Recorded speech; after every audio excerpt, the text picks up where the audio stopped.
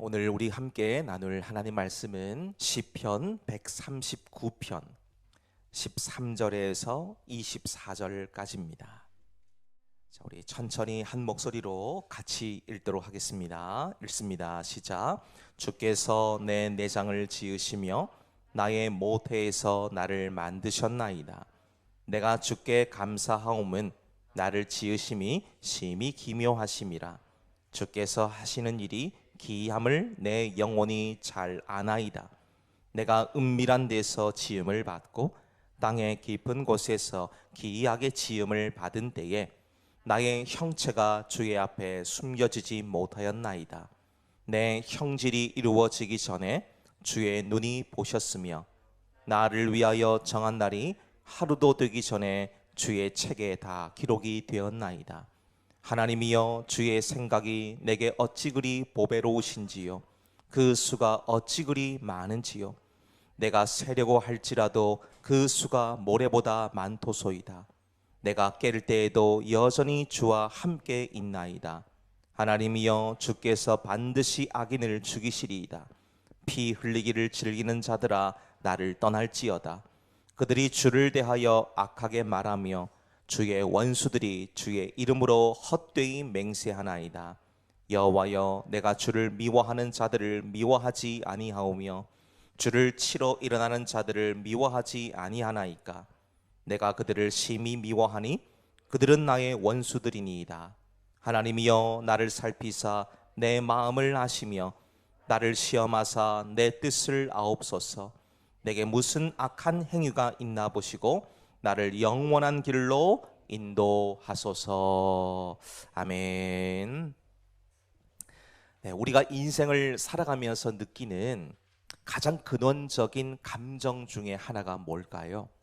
그 바로 고독이라고 할 수가 있겠습니다.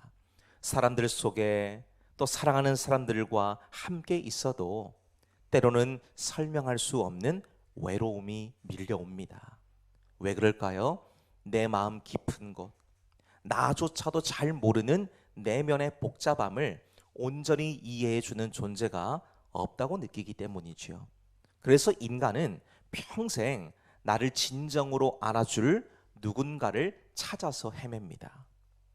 중국의 권위 있는 고전 문헌인 여시춘추라는 그 책에 보면요, 춘추 시대에 이 초나라 출신의 뛰어난 거문고 장인, 거문고 연주자인 이 백아와 종자기에 대한 얘기가 기록되어져 있습니다. 이 거문고 명인인 백아에게는요, 자기의 연주를 진정으로 이해해 주는 유일한 친구인 종자기가 있었어요. 이 백아가 높은 산을 생각하면서 연주하게 되면 종자기는 늘 이렇게 말을 합니다. 하늘 높이 우뚝 솟은 그 태산 같다 말하면서 그 백아의 연주를 그냥 감탄하며 들어줍니다. 흐르는 강물을 생각하며 연주하면 야, 넘실대는 황하의 물결 같다 말하면서 그 백아의 마음속 풍경을 그대로 읽어내는 거예요. 말하지 않아도 소리만으로 마음 깊은 곳을 꿰뚫어 보는 그런 사이였다는 것이지요. 근데 종자기가 병으로 세상을 떠납니다. 그래서 백아는 이제 내 소리를 알아줄 사람은 이 세상에 없다 말을 하면서 거문고 줄을 끊어버리고 다시는 거문고를 연주하지 않았다라는 얘기가 있습니다. 이 이야기처럼 우리가 평생을 헤매고 있는 이유, 어쩌면은 나를 진정으로 알아줄 종자기를 찾고 만나기 위함이 아닐까 생각을 해보게 됩니다. 여러분, 누군가를 사랑해 보신 적이 있으시죠? 사랑하셨으니까 지금 이 자리에 계시는 건 아니겠습니까? 함께 계시는 건 아니겠습니까? 부부라고 한다면 지금 옆에 계시는 분들을 사랑하셨고 또 지금도 사랑하고 계시고 앞으로도 사랑하실 겁니다. 맞으시죠? 대답이 없으셔서 아니라고 생각하는 것 같아서 제가 미리 말씀을 드립니다. 분명 그럴 거라고 확신합니다. 자녀들도 마찬가지예요. 자녀들도. 그 외에도요, 이 사랑은 가까운 친구와의 사랑도 해당이 돼요. 사랑에 빠지면 가장 먼저 나타나는 증상이 뭡니까? 알고 싶은 욕망이 생기잖아요. 그 사람에 대해서 알고 싶은 겁니다. 어디에 사는지, 형제 자매가 있는지, 어떤 음식을 좋아하는지, 취미가 뭔지, 생일은 언젠지, 뭐 궁금한 게 너무 많아지는 거예요. 왜 이런 게 궁금해질까요? 단순한 지적 호기심 때문만은 아닐 겁니다. 궁극적인 답은 사랑하기 때문이라고 말할 수가 있습니다. 사랑하면 그 사람의 세계 속에서 들어가 살고 싶은 거예요. 나의 세계로 그를 초대하고 싶어집니다. 그래서 아는 것과 사랑이라고 하는 것은 결코 분리될 수가 없는 거예요. 더 많이 알수록 더 많이 사랑할 수 있습니다. 더 많이 사랑할수록 더 깊이 알아갈 수가 있다는 것이죠. 자, 그러면 이걸 하나님께 한번 적용시켜 보겠습니다. 오늘날 저와 여러분의 신앙을 돌아보게 되면 혹시나 하나님을 향한 사랑이 식지는 않았습니까? 하나님에 대해서 더 이상 궁금해하지도 않고, 이 정도만 믿어도 어차피 천국 가니까 상관없어 라고 말을 하면서 하나님을 아는 지식을 멈추어 버리지는 않으셨습니까? 호세아라는 선지자가 성경에 나오는데요, 그 선지자가 이런 말씀을 했습니다. 호세아 4장 6절의 말씀 보면 내 백성이 지식이 없으므로 망하는도다, 이렇게 말을 했어요. 여기서 말하는 지식은 우리가 흔히 알고 있는 정보가 아니고요, 하나님과의 인격적 관계 속에서 오는 친밀함을 얘기하는 거예요. 오늘 저와 여러분이 함께 살피게 될 시편, 그리고 이 시를 쓴 다윗이라는 사람은 하나님을 향한 뜨거운 사랑이 있었던 사람입니다. 그는 언제나 하나님을 묵상했고요, 그 묵상은 그를 하나님께로 온전하게 이끌어 주었지요. 자, 우리는 오늘 이 다윗의 고백들을 보시면서 내가 하나님을 알기 전에 하나님께서 나를 너무도 완벽하게 알고 계신다, 이 놀라운 사실을 마주하게 될 것입니다. 그러면 그 하나님께서 오늘 다윗이라는 한 사람을 거울로 비춰주시면서 우리가 어떻게 살아가기를 원하시는지 이 주시는 말씀을 붙들고 함께 은혜를 나눌 수 있는 시간이 되기를 원합니다. 자, 그렇다면 우리 먼저 나를 너무도 잘 아시는 하나님이 어떤 분이신가를 한번 보시기를 바랍니다. 자, 13절에서 16절의 말씀을 함께 읽겠습니다. 시작. 주께서 내 내장을 지으시며 나의 모태에서 나를 만드셨나이다. 내가 주께 감사하옴은 나를 지으심이 심히 기묘하심이라. 주께서 하시는 일이 기이함을 내 영혼이 잘 아나이다. 내가 은밀한 데서 지음을 받고 땅의 깊은 곳에서 기이하게 지음을 받은 때에 나의 형체가 주의 앞에 숨겨지지 못하였나이다. 내 형질이 이루어지기 전에 주의 눈이 보셨으며 나를 위하여 정한 날이 하루도 되기 전에 주의 책에 다 기록이 되었나이다. 아멘. 자, 그 하나님, 나를 나보다 더 잘 아시는 그 하나님이 어떤 분이십니까? 첫 번째 보시면 나를 기묘하게 설계하신 분이시다라는 것을 보실 수가 있습니다. 대다수의 사람들, 아니 전부라고 말을 해도 틀림이 없을 겁니다. 대다수의 사람들은 자기가 이 땅에 태어난 것을 그저 생물학적인 결과, 즉 부모의 피와 살을 빌려서 우연히 태어난 존재라고 생각을 합니다. 자, 그런데 다윗은 그 생물학적 과정의 이면에 있는 하나님의 주권을 보고 있는 거예요. 하나님의 주권. 자, 오늘 본문에서 주목할 말이 두 군데가 있는데요, 먼저는 우리말로 내장이라고 번역된 말이죠. 성경을 읽다 보니까 좀 표현이 좀 이상하죠. 왜 하필 내장이라고 이렇게 번역을 했을까? 이 내장이라 번역된 말을 히브리 말로 찾아보니까요, 킬야라고 되어 있어서 킬야. 이 말은 콩팥, 신장, 이걸 의미합니다. 왜 이 표현을 썼을까? 고대 히브리인들에게 콩팥이라고 하는 것은 인간의 가장 깊은 감정, 무의식, 양심이 자리 잡고 있는 곳이다 라고 생각을 했습니다. 즉 하나님께서는 겉모습뿐 아니라 한 사람의 기질, 성격, 감수성, 내면의 깊은 곳까지 직접 설계하셨다는 거예요. 그리고 또 하나 13절 하반절에 나오는 만드셨다라는 말도 보시기 바랍니다. 만드셨다. 이 말은 짜다, 직조하다 이런 뜻이에요. 장인이 배틀 앞에 앉아서 실을 하나하나 엮어서 명품 옷감을 만들어내는 것처럼 하나님께서는 어머니의 태중에서 우리의 근육과 뼈, 신경 하나하나를 정성스럽게 엮으신 거예요. 직접 짜셨어요. 한마디로 말하면 저와 여러분은 마치 공장에서 대량으로 찍어낸 것처럼 가치가 별로 없거나 그냥 하찮고 저급한 존재가 아니라는 것이지요. 하나님의 손길로 만들어진 유일무이한 수공예품이에요. 핸드메이드. 여러분 옷가게 가시면 핸드메이드 제품 혹시 한번 선택해 보셨나요? 그냥 공장에서 만들어진 것과 가격 차이가 얼마나 나던가요? 거의 2배 이상 나죠. 비쌉니다. 왜 그렇습니까? 한 사람이 정말 땀으로 정성으로 하나하나 만들어냈기 때문이에요. 우리가 아이를 낳았을 때를 한번 생각해 보세요. 너무 오래되셔서 혹시 가물가물하십니까? 그때와 지금의 의학 수준은요, 거의 하늘과 땅 차이라고 불려도 손색이 없을 만큼 너무나 많은 발전이 있습니다. 예전에는요, 긴 바늘로 배를 찌르는 이 양수 검사를 해야만 정확한 유전자 정보를 알 수 있었기 때문에 산모와 태아에게 상당히 위험 부담이 있었습니다. 근데 지금은요, 엄마의 팔에서 뽑은 그 혈액만으로도 태아의 DNA를 분석해냅니다. 다운 증후군 같은 이런 염색체 이상의 소견들을 거의 99% 이상 가까운 정확도로 선별해낼 정도입니다. 엄청난 의학 발전이죠.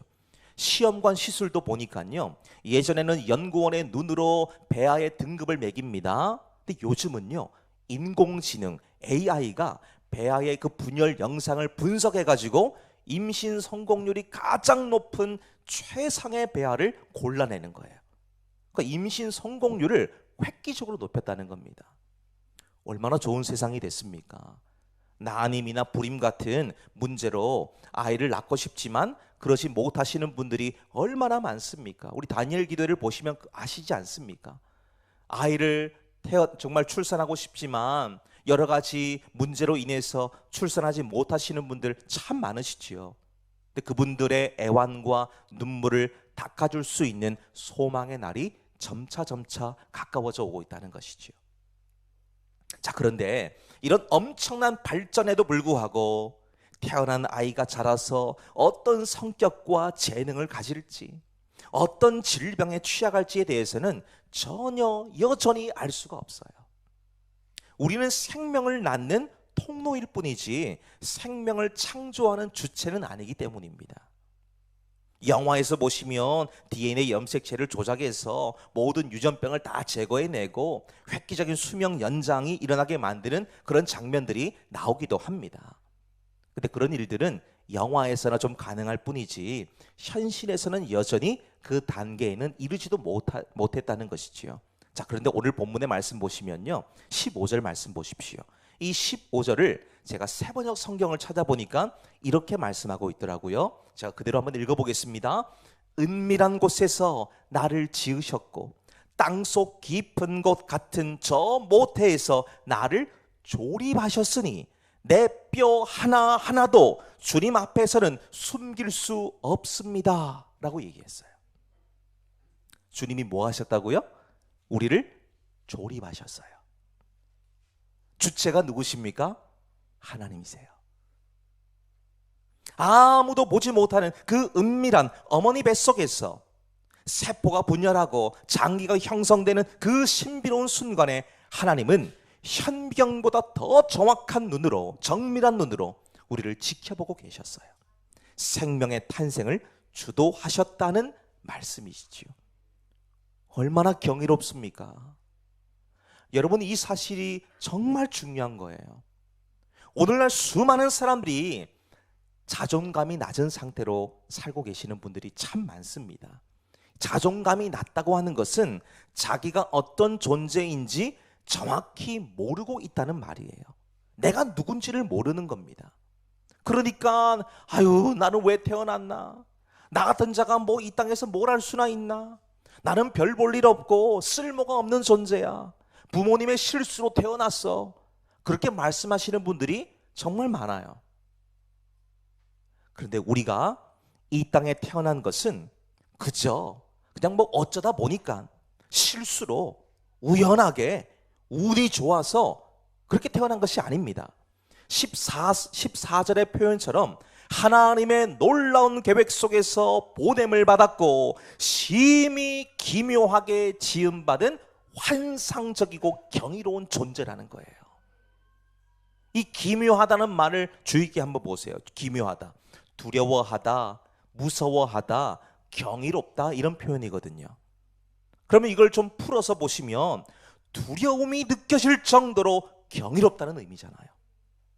근데 뭐가요? 뭐가 두려움이 느껴질 정도로 경이롭다는 말입니까? 우리 한 사람 한 사람을 가리키는 거예요. 우리 한 사람 한 사람을 바라보면 정말 두려움의 몸서리가 쳐질 정도로 기이함을 본다는 겁니다. 하나님의 솜씨가 너무나 놀라워서 입이 다물어지지 않을 정도라는 거예요. 그런 의미에서 우리 옆에 분들 한번 쳐다보시겠습니까? 옆에 분들, 여러분의 눈으로 볼 때는 어이구 이분이 어이구 하나님이 지으시다 마셨나 이렇게 보실 수도 있는데요, 하나님의 시선에서 여러분들은 너무나도 특별하고 독특한 걸작품들이에요. 그러니까 이렇게 한번 말씀해 주시겠어요? 자, 다시 한번 옆에 분들 보시면서 당신은 하나님이 두고 보시기에도 아까운 분입니다. 네. 하실 때 해야 이게 덜 뻘쭘합니다. 한 번 더, 하나님의 걸작품입니다. 한 번 더, 하나만 더 할게요. 왕관의 보석 같은 존재입니다. 네, 여러분들이 이렇게 귀한 존재들이에요. 아멘이십니까? 더 놀라운 것이 있어요. 16절을 보세요.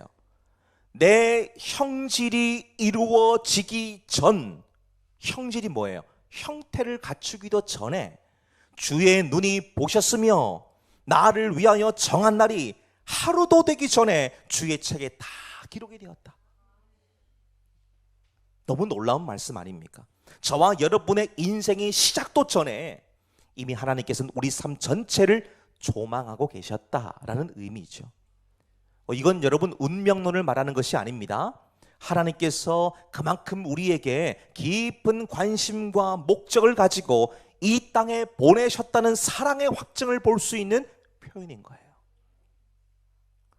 우리는 우리 삶을 한 치 앞도 내다볼 수 없는 우둔하고 미련한 존재들입니다. 근데 하나님께서는 우리의 정한 날을 이미 알고 계시는 분이시지요.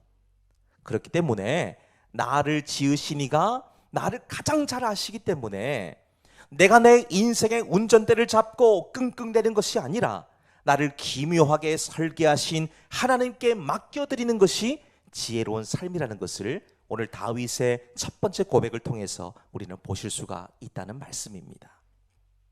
자, 그럼 두 번째 보실까요? 하나님 어떤 분이신가 보십시오. 17절 18절의 말씀입니다. 함께 읽습니다. 시작. 하나님이여 주의 생각이 내게 어찌 그리 보배로우신지요. 그 수가 어찌 그리 많은지요. 내가 세려고 할지라도 그 수가 모래보다 많도소이다. 내가 깰 때에도 여전히 주와 함께 있나이다. 아멘.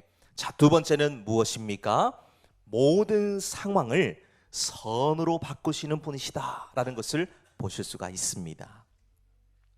우리가 아무리 똑똑하고 지혜롭다고 해도요, 어찌 하나님의 생각과 그분의 계획을 다 알 수 있겠습니까? 우리가 하나님을 안다고 말하는 것은 그저 우주에 있는 먼지보다 작다고 할 수밖에 없어요. 자, 그래서 이 사실을 알고 있는 다윗이 오늘 본문의 말씀 시작하면서 뭐라 말합니까? 하나님이여 주의 생각이 내게 어찌 그리 보배로우신지요. 이렇게 고백하죠. 여기서 주의 생각, 우리가 이해하는 어떤 아이디어나 번뜩임 정도가 아니고요, 목적과 계획을 포함하는 깊은 의도를 얘기하는 것이죠. 자, 그럼 지금 다윗이 말하고 있는 주의 생각이라고 하는 것이 뭐겠습니까? 앞선 16절에서 말했던 생명의 신비에 대한 부분이라고 보실 수가 있죠. 한 생명체가 태어나는 과정을 보시면 너무도 신묘막측한 방법에 의해서 그 형질과 형태가 이루어집니다. 그리고 또한 아주 신비로운 방법으로 영양분을 공급받죠. 여러분, 탯줄에 대해서 다 알고 계시나요? 저도 잘 모릅니다. 그게 왜 있고 그냥 단순히 우리가 이 영양분 공급하는 통로이죠 라고 말할 수밖에 없잖아요.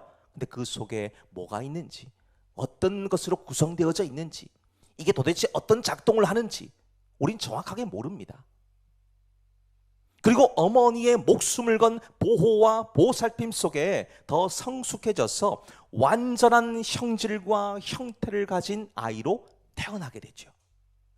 자, 이 모든 일련의 과정들을 이루게 하시는 하나님의 계획을 말하고 있는 겁니다. 그리고 이어지는 보배롭다라는 말도 보세요. 보배롭다, 귀중하게 여기다, 가치가 있다, 값이 비싸다, 이런 말입니다. 어머니 뱃속에 있는 아이를 한번 보세요. 하나님의 관점과 생명의 관점에서 보면 너무도 귀하고 복된 아이가 틀림이 없습니다. 그런데 뱃속에 있거나 갓 태어난 아기가 세상을 위해서 할 수 있는 일이 있습니까? 너무도 미약한 존재고요. 그저 보호해 주어야 되는 대상이기 때문에 할 수 있는 것이 극히 제한적이죠.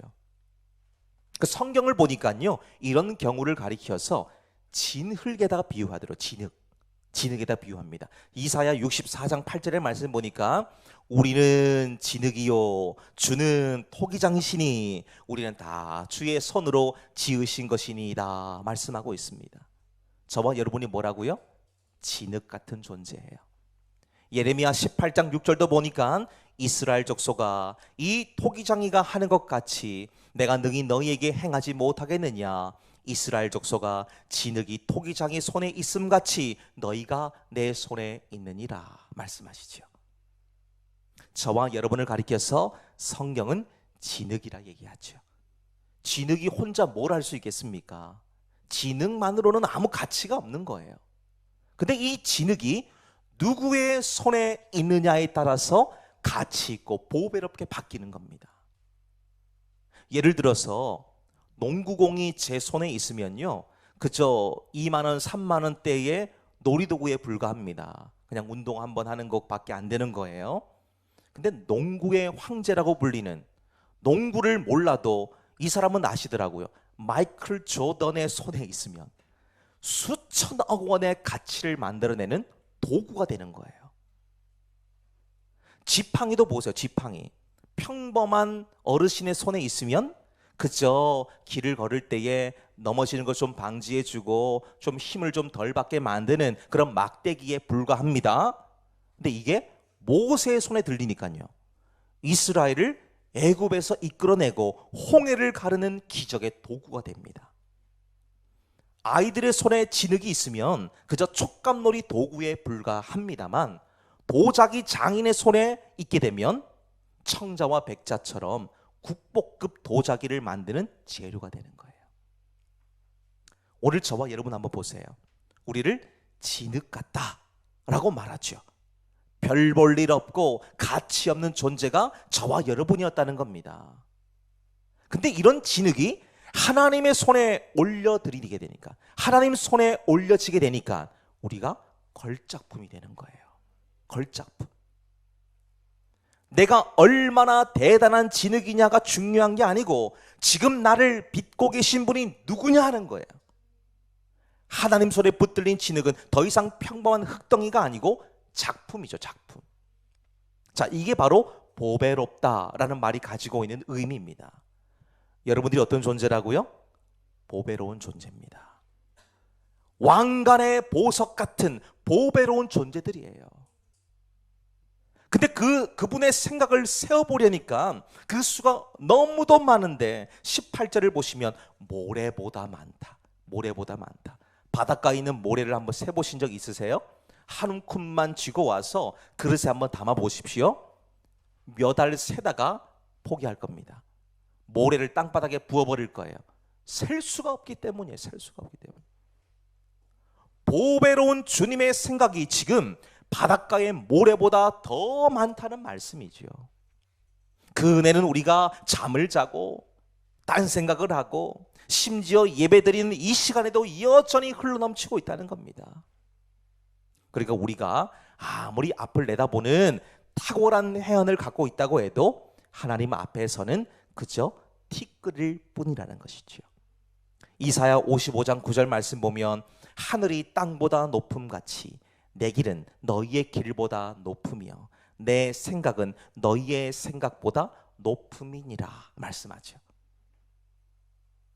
우리는 당장의 눈앞에 있는 문제만 바라봅니다.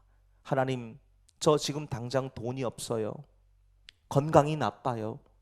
이런저런 문제로 괴롭고 힘들고 아파요. 근데 성경을 보시면 하나님이 두신 이 묘수, 신의 한 수라 불리는 묘수를 가장 잘 보여주는 성경 인물이 있습니다. 바로 요셉이에요. 이 요셉은 인간적인 눈으로 봤을 때는 최악의 수죠. 악수입니다. 악수. 최악의 수예요. 자기를 미워하며 시기 질투하던 형들의 손에 의해서 노예로 팔려갔죠. 팔려간 곳에서도 억울한 누명을 쓰고 감옥에 갇힙니다. 그런데 요셉은 이 순간에도 보이지 않는 하나님의 손을 의지하죠. 그 하나님의 손이 바로의 꿈을 해석하게 만드셨고요. 악수, 최악의 수이던 그 패가 신의 한 수가 되어지죠. 결국 애굽의 총리로 세워지는 대반절이 일어나게 됩니다.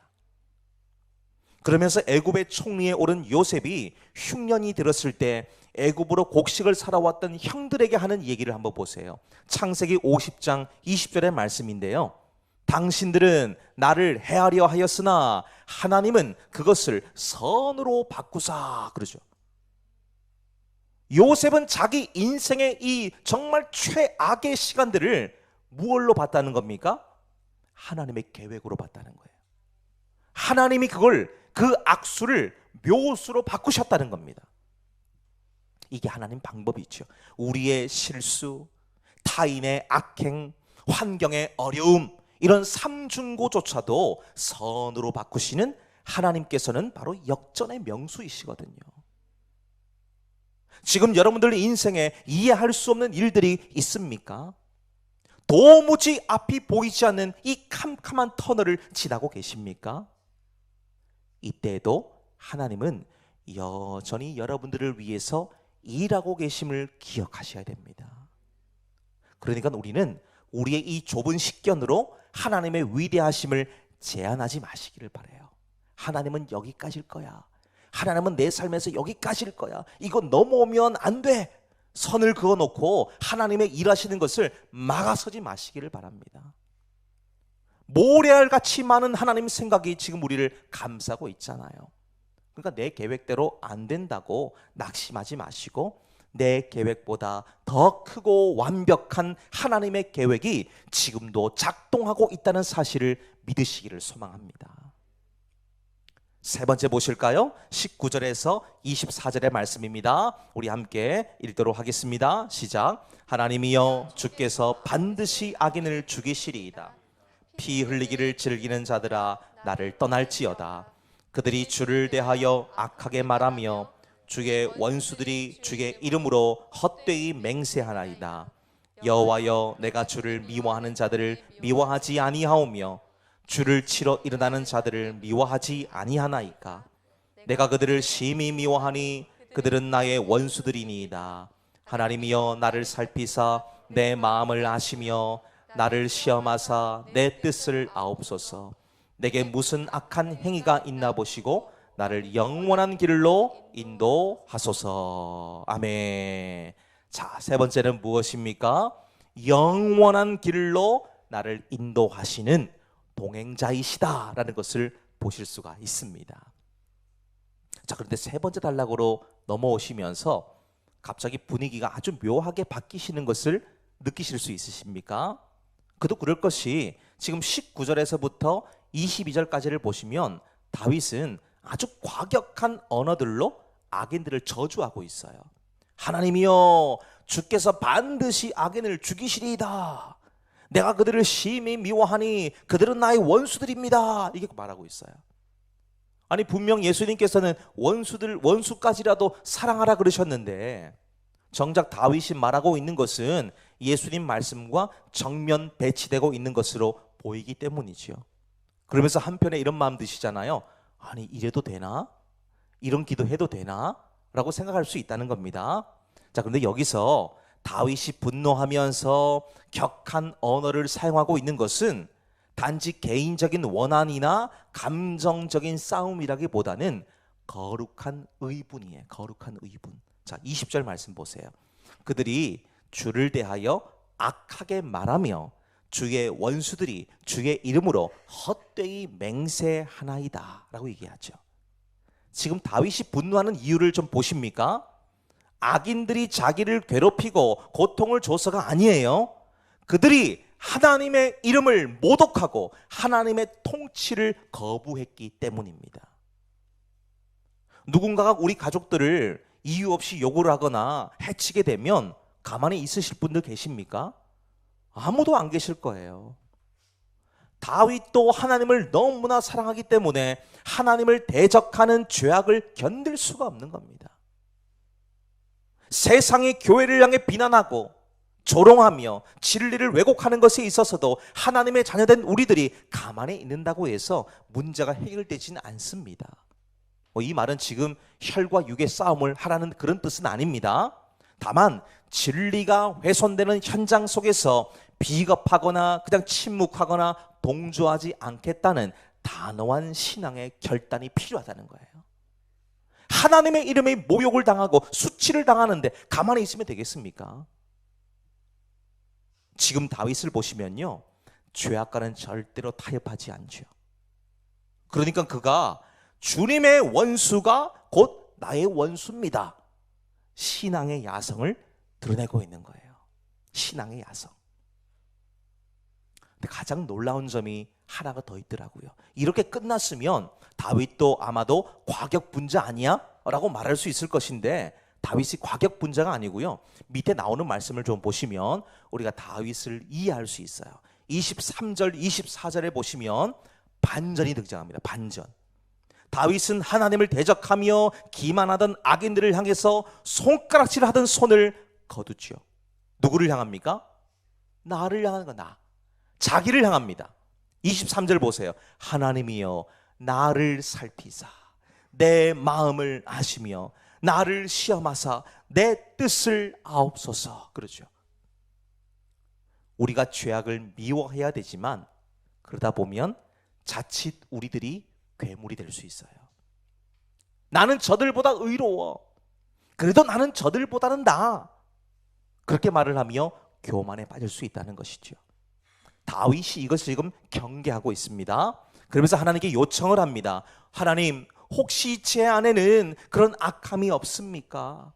나도 모르는 사이에 내 안에 하나님을 대적하는 것들이 숨어 있지는 않습니까?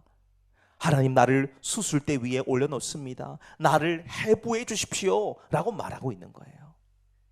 자, 그게 오늘 본문 말씀 보시면 살피사라는 말에 담겨져 있습니다. 살피사. 광부가 땅을 깊이 파고 들어가서 광맥을 찾는 그런 행동을 나타낼 때 살피사 이 말을 씁니다. 즉 대충 그냥 훑어보는 것이 아니고 광맥이 나올 때까지 파고 또 파서 발견하게 되는 것이 살핀다는 말입니다. 여러분 심령 속에 바위같이 단단한 것들이 있지 않습니까? 누구도 깨뜨리지 못하는 철옹성. 그거 건들면 폭발하는 거 있잖아요.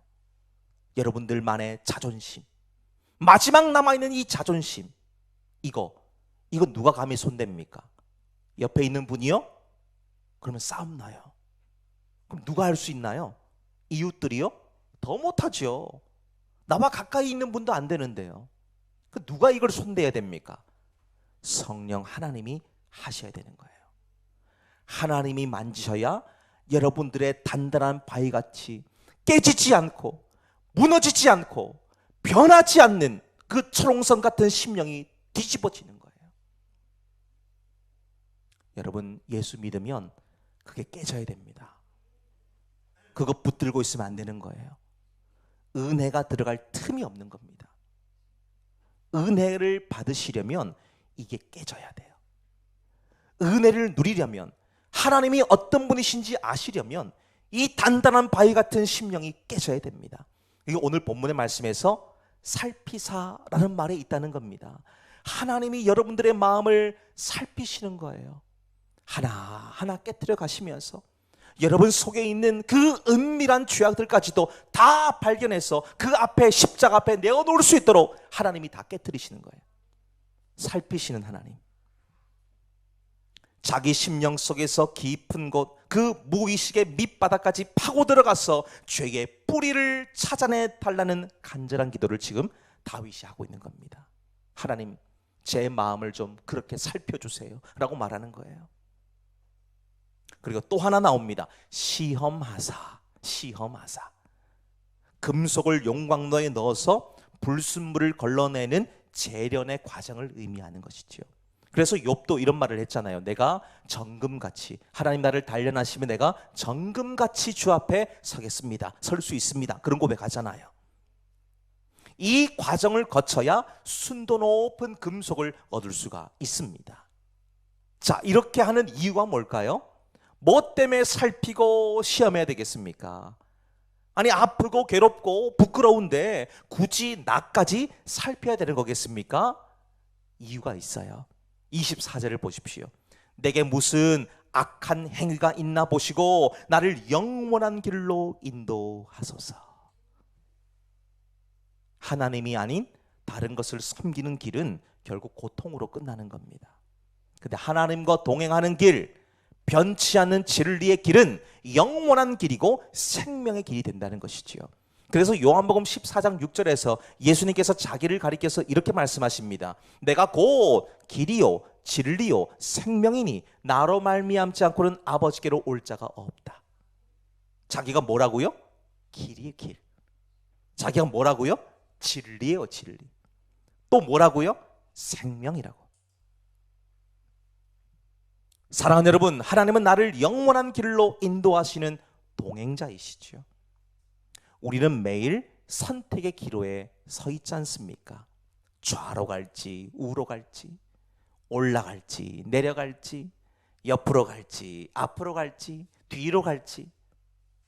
근데 그때 가장 바람직한 선택은 하나님께 우리 인생의 운전대를 내어드리는 거예요. 그러면 그분이 직접 운전대를 잡으시고 영생이 있는 구원의 길로 이끌어 주신다는 것이지요. 지금 사방이 막힌 것 같은 마음을 갖고 계십니까?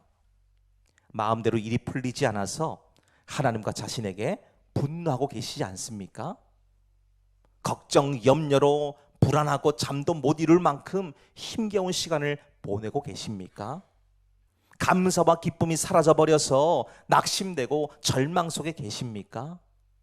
그럴 때 베드로전서 5장 7절의 말씀을 붙잡으시기를 바랍니다. 너희 염려를 다 주께 맡기라. 이는 그가 너희를 돌보심이라. 그렇죠. 염려라는 말은요, 우리 마음을 두 갈래로 쪼갠다는 의미예요. 염려는 여러분들 마음을 갈라치게 합니다. 절대 염려하시면 안 되는 이유가 바로 여기 있는 거예요. 근데 이 쪼개진 마음을 어떻게 하라고 얘기합니까? 너희 염려를 다 주께 뭐 하라는 거예요? 맡겨라. 맡기라는 표현이 정말 기가 막힙니다. 던져버려라. 넘겨주라. 그런 말이에요. 너희 염려를 그럼 누구한테 던지라는 겁니까? 주님께. 주님께 던지라는 거예요. 두 갈래로 마음이 쪼개지게 만드는 모든 것을 하나님께 던져버리고 맡기고 넘겨주라는 겁니다. 왜 그럴까요? 왜 그렇게 해야 됩니까? 하나님은 나를 너무도 잘 아시는 분이시기 때문이죠. 그분께 모든 것을 맡기며 나아가게 될 때에 회복의 은혜가 임하게 되고 다시 소망이 임하게 된다는 말씀입니다. 저와 여러분, 오늘 이 같은 복이 우리 모두에게도 강력히 임하여서 다윗과 같은 복의 길을 걸어갈 수 있는 복된 삶이 우리 가운데 있게 되시기를 주님 이름으로 축복합니다.